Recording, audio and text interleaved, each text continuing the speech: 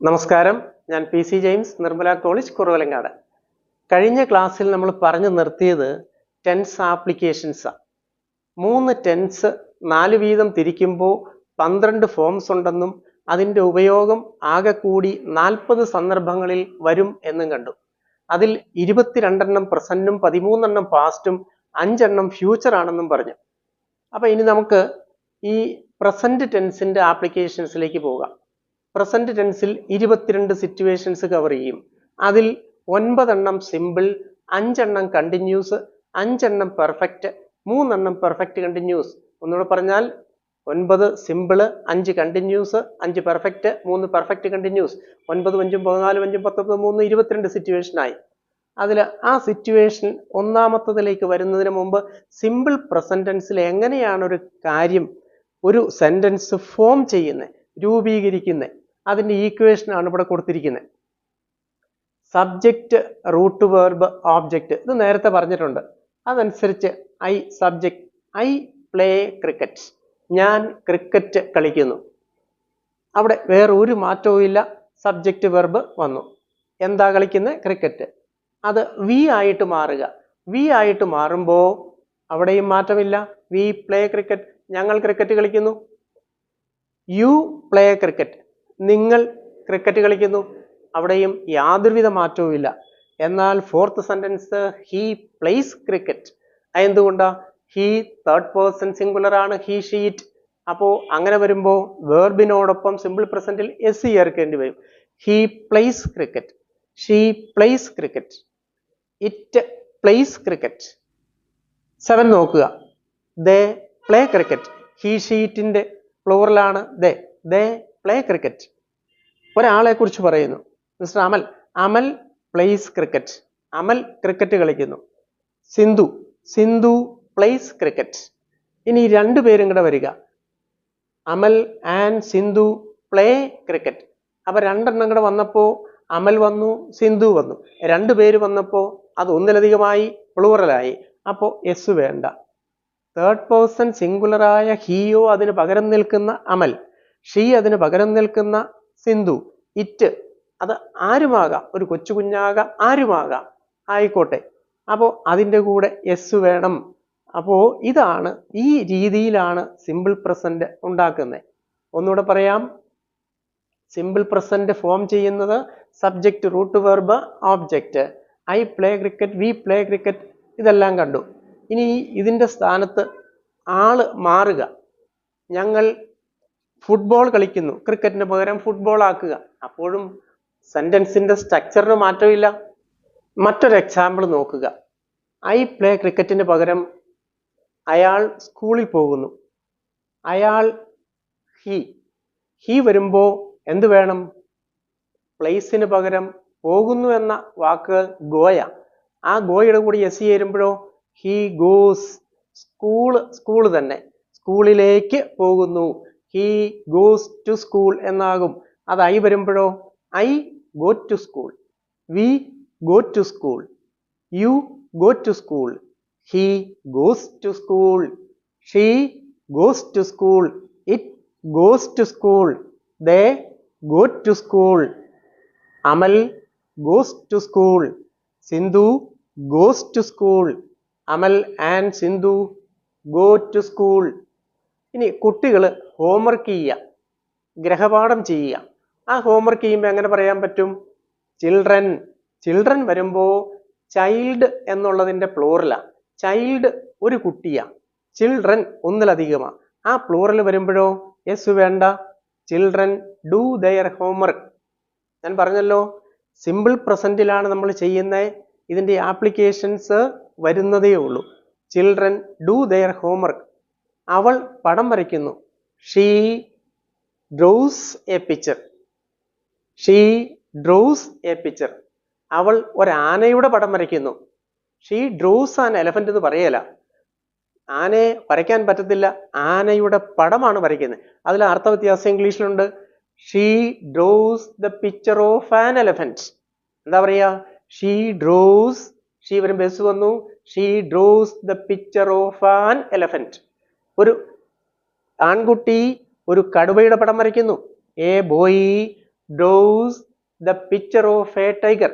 A boy draws the picture of a tiger. മറിച്ച് ഞാൻ ഒരു പടം വരയ്ക്കുന്നു എന്നാണെങ്കിലോ I draw a picture. I draw the picture of a cat. I draw the picture of a lion. അപ്പോൾ ആ S E എസിനാണ് ഇവിടെ കൂടുതൽ പ്രാധാന്യം കൊടുക്കേണ്ടത്. ഒന്നിലധികം വരുമ്പോൾ പ്ലൂറൽ വരുമ്പോൾ അവിടെ എസ് വരികയില്ല. അല്ലാത്ത ഐ ഒഴികെയുള്ള ഇവിടെ യു എന്ന് പറയുന്നത് സിംഗുലറും പ്ലൂറലും അത് തന്നെയാണ്. അതുകൊണ്ടാണ് ഒരു എക്സാമ്പിൾ കൊടുത്തിരിക്കുന്നത്. സിംഗുലർ ആയിട്ടും പ്ലൂറൽ ആയിട്ടും ഉപയോഗത്തിൽ വ്യത്യാസമില്ല. അപ്പൊ ഇങ്ങനെ സെന്റൻസുകൾ മുന്നോട്ട് പോകുന്നു. അപ്പോൾ അടുത്ത ആഴ്ച പ്രധാനമന്ത്രി കേരളത്തിൽ വരിക. The prime minister comes to Kerala next week. The prime minister comes, prime minister singular, the prime minister comes to Kerala. ഇപ്പൊ ഇവിടെ നിങ്ങൾക്കൊരു സംശയം വന്നു, prime minister comes to Kerala എന്ന് പറഞ്ഞപ്പോൾ അടുത്ത ആഴ്ച വരും എന്നല്ലേ പറയണ്ടേ? അപ്പൊ എന്തുകൊണ്ട് വരുന്നു എന്ന് പറഞ്ഞു? ഇവിടെയാണ് നമ്മൾ ടെൻസിന്റെ കൺഫ്യൂഷൻ വരുന്നത്. The prime minister comes to Kerala next week എന്ന് പറയുന്നു, the prime minister will come to Kerala next week എന്ന് പറയുന്നു. എന്താ അർത്ഥവ്യത്യാസം? The prime minister comes to Kerala next week എന്ന് പറയുമ്പോൾ അത് സിമ്പിൾ പ്രസന്റ്. അതിൻ്റെ അർത്ഥവ്യത്യാസം എന്ന് പറയുന്നത് സിമ്പിൾ പ്രസന്റ് പ്രധാനമായിട്ടും 9 സന്ദർഭത്തിലാണെന്ന് പറഞ്ഞു. ഒന്നാമത്തേത് ഹബിച്വൽ ഓർ റെഗുലർ ആക്ഷൻ. അത് ഓരോന്നും എക്സ്പ്ലെയിൻ ചെയ്ത് എക്സാമ്പിൾ സഹിതം വരും. ഞാൻ മൊത്തം ഒന്ന് പറയാൻ വേണ്ടിയാ. രണ്ടാമത്തത് യൂണിവേഴ്സൽ ട്രൂത്തിനെ കാണിക്കാനാണ്, പ്രപഞ്ച സത്യങ്ങൾ. ഒന്ന് ഹബിച്വൽ ഓർ റെഗുലർ ആക്ഷൻ, അതായത് നിത്യേനയുള്ള കാര്യങ്ങൾ, റെഗുലറായ കാര്യങ്ങൾ, ശീലങ്ങൾ, പതിവിനെ കാണിക്കാൻ. 2 യൂണിവേഴ്സൽ ട്രൂത്ത്, പ്രപഞ്ച സത്യങ്ങൾ.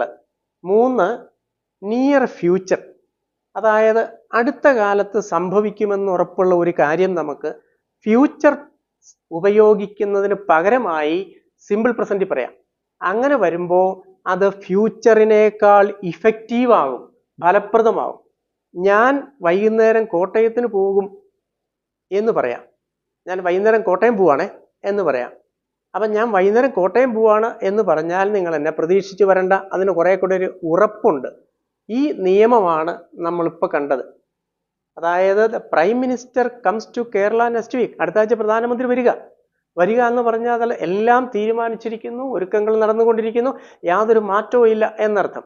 എന്നാൽ the prime minister will come to Kerala next week, അടുത്ത ആഴ്ച പ്രധാനമന്ത്രി വരും. ചിലപ്പോൾ വേണേ അത് മാറാം. ഒരു കാര്യം ഫ്യൂച്ചർ ആണെന്ന് തോന്നുമെങ്കിലും അവിടെ ഒരു അസന്നിഗ്ധാവസ്ഥയുണ്ട്, ഒരു അൺസർട്ടനിറ്റി ഉണ്ട്. എന്നാൽ the prime minister comes to Kerala next വീക്കിനകത്ത് അത്തരം ഒരു ചിന്തയില്ല. അങ്ങനെ വരികയില്ല, കുറെ കൂടെ ഒരു ബലം കിട്ടും. അത് സിമ്പിൾ പ്രസന്റിന്റെ 3ാമത്തെ റൂളാണ്. സിമ്പിൾ പ്രസന്റ് 4ാമത്തെ ആപ്ലിക്കേഷൻ നമ്മൾ, അതായത് ഇപ്പൊ ആദ്യത്തെ 3 കണ്ടു. ഒന്ന് റിവിഷൻ നോക്കുക. 1 ഹാബിച്വൽ ഓർ റെഗുലർ ആക്ഷൻ പറഞ്ഞു, 2 യൂണിവേഴ്സൽ ട്രൂത്ത് എന്ന് പറഞ്ഞു, 3 നിയർ ഫ്യൂച്ചർ എന്ന് പറഞ്ഞു. അടുത്ത ആഴ്ച ഇനി 4ാമത്തതിലേക്ക് കിടക്കുക. If, unless, until, as soon as, as long as, in case, ഇങ്ങനെയൊക്കെയുള്ള വേർഡ്സിനോട് ചേർന്ന് വരുമ്പോൾ ഇതാണ് 4ാമത്തെ ആപ്ലിക്കേഷൻ. 5ാമത്തത് ഹിയർ, ദയർ പോലെയുള്ള വാക്കുകൾ ഉപയോഗിച്ച് എക്സ്ക്ലമേറ്ററി സെന്റൻസ്, ആശ്ചര്യം പ്രകടിപ്പിക്കാൻ ഉള്ള വാക്കുകൾ ഉപയോഗിക്കുമ്പോൾ ഇത് വരും. അപ്പൊ ഇനി ഒന്നുകൂടെ ആദ്യം മുതൽ വീണ്ടും വരിക. 1 പതിവിനെ കാണിക്കുന്നു, habitual or regular action. 2 universal truth. 3 near future. 4 if, unless, until, as soon as പോലെയുള്ളത്. 5 ഹിയർ, ദയർ ചേർത്ത് വരുന്ന exclamatory sentence. Here comes your bus, അണ്ടോ വണ്ടി വരുന്നു, ഒരു അപ്രതീക്ഷിതമാണ്. ആ സമയത്ത് അത് നമ്മൾ പ്രതീക്ഷിക്കുന്നില്ല. അതാണ് 5ാമത്തെ സിറ്റുവേഷൻ. 6 ബുക്സ്, കൊട്ടേഷൻസ്, ഓതേഴ്സ് ഒക്കെ. നമ്മളൊരു ബുക്കിനെ അല്ലെങ്കിൽ ഒരു ബുക്ക്, ഒരാൾ പറഞ്ഞതിനെ അല്ലെങ്കിൽ ഒരു പുസ്തകത്തിൽ കണ്ടതിനെ അല്ലെ ഏതെങ്കിലും ഒരു മഹാൻ പറഞ്ഞ ഒരു കാര്യം എടുത്ത് സൂചിപ്പിക്കുമ്പോൾ സിമ്പിൾ പ്രസന്റ് ആണ് വേണ്ടത്.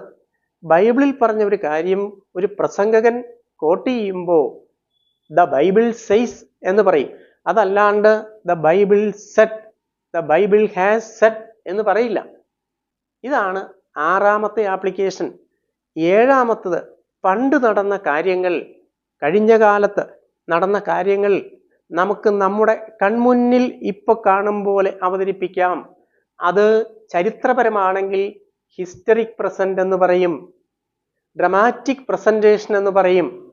അതായത് ജൂലിയസ് സീസർ നാടകത്തിലെ ഒരു കാര്യം നമ്മൾ പറയുമ്പോൾ ഇപ്പൊ അതേപടി നമ്മൾ എടുത്തു പറയുന്നു. മുമ്പിലിരിക്കുന്ന ആളിന് കുറെ കൂടി അത് മനസ്സിലാക്കാൻ വേണ്ടിയാ അത്തരം കാര്യങ്ങൾ. അതാണ് 7th. 8th പറയുന്നത് ഒരു ന്യൂസ് പേപ്പറിന്റെ ഹെഡ്ലൈൻ. ഇപ്പോൾ പത്രങ്ങളുടെ ഇംഗ്ലീഷ് പത്രം എടുത്തു നോക്കുക. ആ പത്രത്തിലെ ഒരു ഹെഡ്ലൈൻ, ആ ഹെഡ്ലൈനിൽ നടന്ന ഒരു കാര്യം അത് അവർക്ക് പ്രസന്റ് ടെൻസിൽ പറയാം. തലക്കെട്ടിൽ അതിൻ്റെ ഹെഡിങ്ങിൽ പ്രസന്റ് ടെൻസിൽ പറയാം. ഇപ്പൊ പ്രധാനമന്ത്രി രാജിവെച്ചു അടുത്ത ഗവൺമെന്റിന് വേണ്ടി. അപ്പോൾ ദ പ്രൈം മിനിസ്റ്റർ റിസൈൻഡ് എന്നാ പറയണ്ടേ, രാജിവെച്ചു. അതിന് പകരം ദ പ്രൈം മിനിസ്റ്റർ റിസൈൻസ് എന്ന് ഹെഡിങ്ങിൽ കൊടുക്കാം. ഇനി ലാസ്റ്റ് കമന്ററികളാണ്. കമന്ററികൾ സിമ്പിൾ പ്രസന്റ് ടെൻസിലാണ് പറയുക.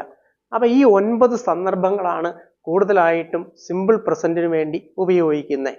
ഒന്നുകൂടെ ഓർക്കുക: habitual or regular actions, universal truth, near future, if unless until as soon as, here there exclamatory, books quotations authors, past events, newspaper headlines, commentaries. ഇങ്ങനെ 9 സന്ദർഭങ്ങൾ.